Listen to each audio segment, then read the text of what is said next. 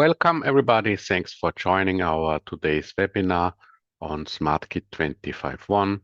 I'm going to show you some of the highlights that we built in the last year into our product. We had a focus on AI. Obviously, AI is the major driver in software engineering, and we think there is also a lot of in it in the version control arena. And we have implemented first assistance for AI, including safer handling and with a privacy-first approach, obviously. I'm Daniel Siegel from Syntevo, and yeah, I'm your host today, and we will see what we have in store. So I switch to my machine, the other machine. Yeah, so here we are. I know this might probably not be the most important of all features for you guys, but still we are very proud. We completely redesigned our web page. There is smartgit.dev now, and we have now a cat, SmartGitty as we call it. And should you miss some stuff, you can go to smartgit.dev after the show, and you can click on what's new, and you will basically see a summary of the capabilities I've been showing today. And yeah, my demo is typically always live, so things can go wrong, but it's the real deal. Okay. Also, when we talk about 25.1 and what we worked on a lot is we have also improved our help page a lot, and I have to go here. And so also a lot of effort went into improving the help and including all these new concepts. And also it has been redesigned, revamped to be a bit more clear. So whenever in doubt, also consult our documentation.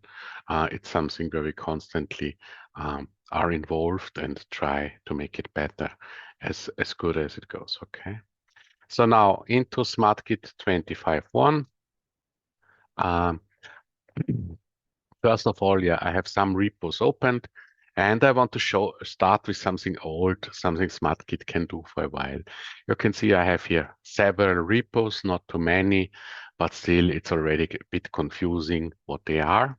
And SmartGit allows you to group those repos.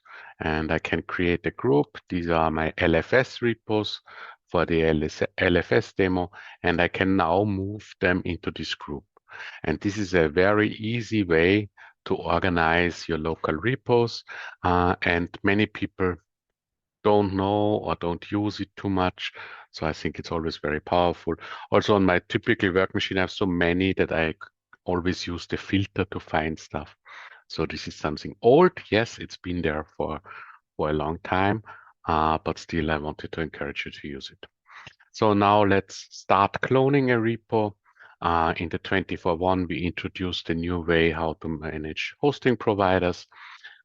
In my case, I pre-configured a GitHub hosting provider, and I have a fork of an open source repo that is mine. So we can do whatever we want because I'm maintainer and everything and all. This screen already needs your attention because we changed stuff here. You can now explicitly set on every repo if you want to use the repo with SmartGit as a credential helper, meaning that even if you use it from Bash, Git, or whatnot, always SmartGit will provide the OAuth token in the GitHub case. So you basically have the authentication covered, especially a topic on some Windows machines where it can be very annoying. So typically, when I work with GitHub, I would choose this to use SmartGit as a credential helper. Because this is a fork, there is also the option that I can directly create the upstream remote on cloning. Also a new capability that we introduced in SmartGit 25.1. Many of these very small things that are not necessarily listed all the time, but still make a difference. So now we are cloning a repo. And the first things first, we will look into some of the AI capability that we have available. If you want, you can, if you want to configure the AI capability, the most easy way, you click on local files, and there is this button here. And if you click it, the configuration wizard will start. As I said, we are privacy first, so you have full control. You can disable it completely, or you can use your local or Llama self-hosted models, or you can use other models. For the sake of the demo, I will GitHub, because if you use even a free GitHub account, you already have some access to models without an additional token. Typically, I would create it only for current repository, but again, this is your choice. This is where we try to be super transparent and open. And as I said, you can choose what you want to use. The next step is the commit rewording. This is when you can use special markers like @AI, and you can continue working, and SmartGit will call into the AI in the background, and it will reformat or edit or create a commit message for the changes. So we're gonna keep this. My best of, it seems to be a very small feature, but I'm really loving this one, is that SmartGit automatically can assign meaningful text to a stash. And this is super helpful if you use stashes to switch between branches and so on. So super helpful capability and very easy to use. And we have additional capabilities to explain commits, to explain diffs, and I'm also going to turn this one on. And as you can see here, it's stored in a special SmartGit AI folder, in this case in my repo, and there is loads of options to customize it. You can use custom prompts and whatnot to make the most out of it. So let's start with something rather simple. The first, what we can do is, here is a commit, and I can call explain commit. So now, and I have to enable it one more time because I'm going to send the diff data to GitHub. With an open source project, it doesn't matter. If you have other accounts where learning is disabled, it's your choice. And you can see I get a nice explanation what this commit is all about. And the most interesting part is it introduces GoFMT linter support, so no files can be checked in that are not compliant with the GoFMT linter, and that's all that happened. And you can see that many files were updated, but just blanks and stuff, just formatting, and not really a big deal. But this can be super helpful. Obviously, this is a rather small example, but you can get a good idea how explaining commits really can help. Another option we have, we can select multiple commits, and this leads us also to the next topic. It's a background task now, and it will run in the background. So we can chill and do something else in the meantime. And we will use a rather old capability of Git. We use Git Notes to locally store the findings in here. And you can see here, I now have a Git note that again explains what happened in this commit. And it's a easy way, and it's a bit more persistent. It's at least persistent for yourself on the local machine. And we have done quite a lot to support Git Notes nicely in SmartGit. Not AI related, but something that was requested a lot is direct opening in VS Code. So tools open in VS Code will now directly open my repo in VS Code, and we can do some changes in the main go. I will search Oh, sorry.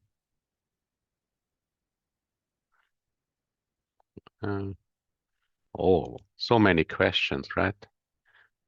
Yeah. So we will change some exit codes because this is typically a nice change. Some exit code shuffle, and we are done with it. So we can hit Control S, yeah. And it's so we have now some code changes, and as you know, SmartGit automatically shows us the changes and the diff in the bottom. So we now have the option to store it as a stash. And as I said before, we have this create AI generated stash message. So if I stash all, it gets moved into the stash. And when I want to apply the stash, you can see it's still talking to the AI. And now you can see that this was about exit codes. So it's much easier to apply a stash if you quickly can understand what really happened. So we're now going to apply the stash. And we can use SmartGit to directly create the commit message simply by pressing this button. Or as I explained before, that we can use add AI and it will run in the background. I do not necessarily want to commit this message right now, but this gives you, I think, a good idea how this can work. We will do this a bit later. So typically, of course, I'm a bad boy today. I changed something in the main branch, obviously something we don't want to do. And we want to create the feature branch. And I use the feature branch configuration wizard. And now we have a feature branch. Exit.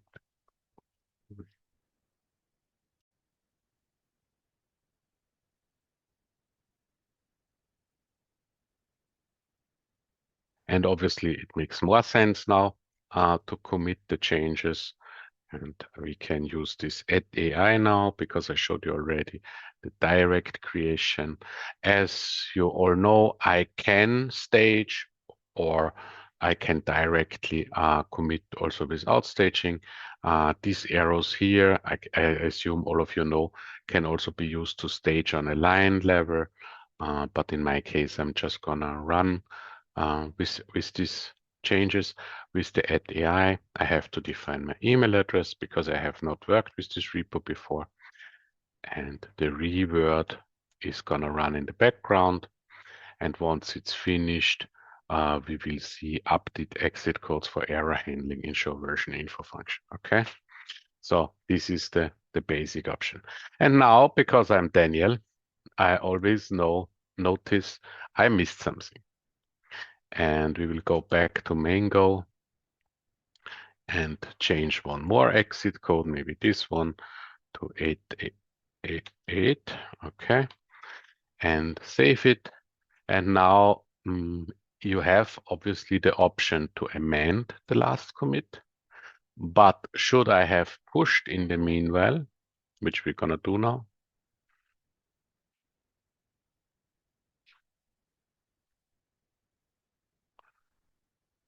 So we're pushing. It takes a little while, but anyway, I can explain what I want to explain. I can amend the last commit, which means basically we're gonna change the last commit. And because this is a pushed commit, I get asked, do you want to do this? And if I click on amend, it's possible to do it. But we built some new functionality here. In the preferences, you can select yourself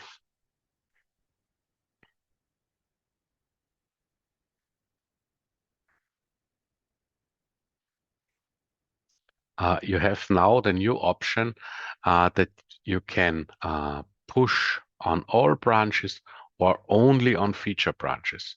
Obviously, this is the good setting to have. So whenever you have a feature branch, you are allowed to modify pushed commits. On the main, I wouldn't turn it on. For this to work, you need the branch wizard, this start, integrate, finish, configured, and you can always change it here with this configure features dialog. I don't use a feature prefix in this case, but very often you would use like feature slash or whatnot. And this is a very nice capability. Also, when we talk about preferences, you have the option here to change uh, to change the OAuth tokens in one screen. So now we have here a list of all known credentials stored. So much easier to configure than it was in the past. We have a capability that you can enable the, how do you call it, the uh, authentication, the credential manager you can enable here. You can see I'm now running bundled Git. I can also switch to a newer Git version should I want to do. And if you use pre-installed Git workflow, you can also enable here. And here you can set the defaults for the credential manager. Very cool here is that now the search also includes low-level properties. So if I search for LFS, it will go to the low-level properties page, and I can find all low-level properties that contain LFS. I could now change one, and this is how these things work, how we improve the preferences dialog to be more helpful. Also, for our long-standing users, it might be interesting that we now show all of the default low-level properties in the list, and you do not need to go to the documentation to find the documentation or the name of the low-level property. For example, here is AI enabled, which would allow us to permanently deactivate the AI capability inside SmartGit. Okay. We already touched Git Notes a little bit, and we have a very good documentation page on Git Notes that you can look into.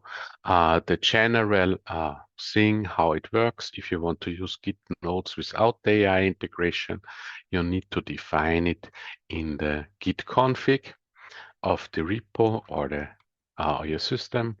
And let's use the built-in SmartGit Git config editor, which also has been improved, and make sure it's read automatically after you change it. And basically, I create a section called SmartGit Notes with QA, personal notes, reviews, and I can set colors. I can also define in these settings if I want to push the notes or if I want to keep the notes local only. In my case, they are now local only.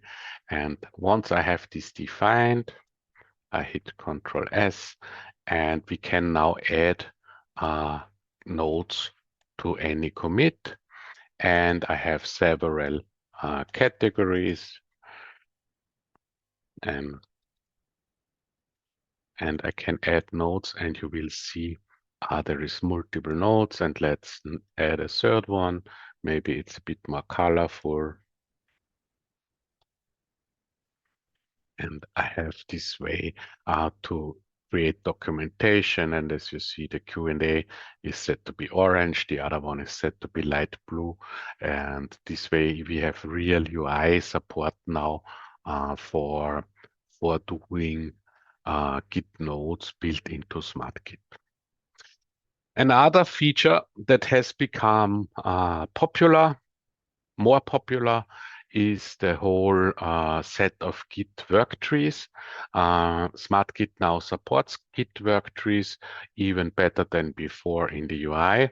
One of the drivers is again AI and other long-running tasks. So we see Git Worktrees as a very good way if you want to run unit tests or other tests or other expensive operations on a feature branch and continue working in a different feature branch. Some people in the internet say it's just a second clone of the same repo on your computer. Not exactly correct, because the big difference is, yes, you have each feature branch in its own directory, but they share the same Git database, and the Git operations still work the same and work into the same database. If I want to use this exit code rework now as a worktree, I can come here and say add worktree. I need to check out main first, sorry. And now I go here and say add worktree, and I can now create a worktree of this feature branch in a separate directory, and I can now work in both independently. Typically, this is used if you have long running tasks, or you have a feature branch that maybe takes a bit longer, or you're working on a hotfix and need to run the unit tests locally. Stuff like this, where worktrees really come in handy. And again, not to be confused, it's a good idea to open your IDE via the tools menu, so you're always sure you open the correct one going forward. And you can see here it's shown as two repos, where I can switch between the main and the feature branch, and they're using the same database basically. If I now push this, override the remote branch, it gets pushed, and the databases, the Git database, works together very well. So we have covered AI features, Git Notes, we have covered the preferences, we have covered forced push. I can show you one more little thing before we start with some more LFS and rebasing and these types of things. We implemented for squashing that you can now support to add co-authors, which is done automatically. You just click this button and you get the co-author. In this case, it was Copilot who was my co-author to the commit message of the squash commits in a very easy fashion. So also a nice new capability in SmartGit. I showed this organization of commits, and you can imagine the next topic is LFS. I work a lot with LFS in my job, and so yeah, I'm very happy that we made it even more transparent and easy to use LFS. You can see in this case we have a badge shown here, and it shows us that the LFS state is currently inconsistent, and there is even an explanation why this might be. So if you see the red LFS badge, you're probably in trouble. And we have a second scenario prepared where you can see if there is something wrong with the smudge filter and the pointers show up and not the files, then you have a message there are unexpanded LFS objects in your working tree. And again, you can see here a clear message, unexpanded. And everybody who works with LFS has seen this type of scenario if people are not careful. So very helpful that we have a clear signalization here, what happened. And obviously, the thing we want to see is we want to see the gray LFS, which means everything's nice, everything is in order, and our LFS is in a healthy state. This is typically what we want to see. If you never worked with LFS, it's really easy. You just have to go local LFS install, and then from then on you can start to track files like PDF, images, or other stuff in LFS to keep your repo more clean and have less binary content in your repo. So it's really super simple with SmartGit to work with LFS, and it has become even easier. The next point I wanted to show you is one that is important for many people. Rebasing is always kind of hard to understand for people, and is one of the main drivers as we see it, why graphical Git clients really make sense. And as you can see, we can show on the top where we at in the rebase journey. So we are at step 1 of 3, and the new capability that we built into that you can clearly see now in the history what's going on, where we at, which commits we still need to rebase into our feature branch, and this makes it much easier to understand, much more helpful. Also here in the history, because we're talking just about history, you can now customize what you see. You can see all pull requests or just my pull requests, especially interesting for GitHub. We don't have PRs in this repo, but we have probably no PR. This is a fork, so we don't see any PRs here. But we can create a PR, right? Shouldn't be too difficult. So I can come here and create the pull request for our feature branch. SmartGit will automatically open up GitHub, and I can create the pull request. And the next time we pull, we will hopefully see the pull request in a second. And there also was a change in terms of pull requests with SmartGit 25.1. You can see here is the pull request, and the pull request is not shown by default in the graph.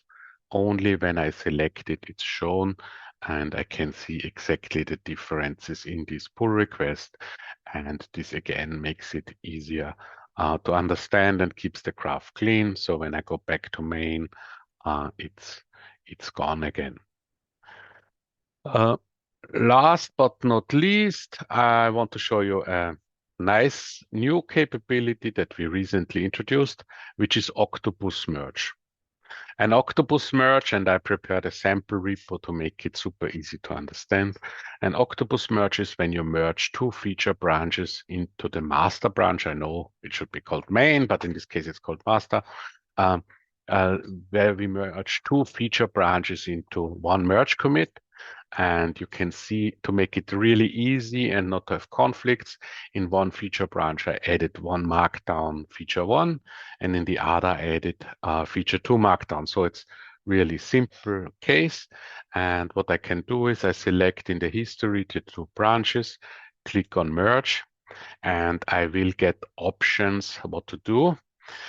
In my case, we know there will be no conflict, so I can simply create a merge commit. But if I think there will be a merge conflict, it can be a good idea to merge into the working tree and resolve your conflicts in the working tree. So now I click on create merge commit, and you will see both feature branches get merged into the same merge commit. And it's also nicely visualized in the graph. The feature is called Octopus merge. It's used by some organizations and developers, not too many at the moment, but it can really help you to keep your history clean for some scenarios. Yeah, that was basically what I wanted to show you today. I'm pretty good on time, and the chat seems to be quiet. So if you have any questions, I think you can write to the chat and we could take a question or two. If not, I want to say thank you from Syntevo, and I hope you check out SmartGit. If you are an academic user, we also have good news that the academic licenses now support at the standard window,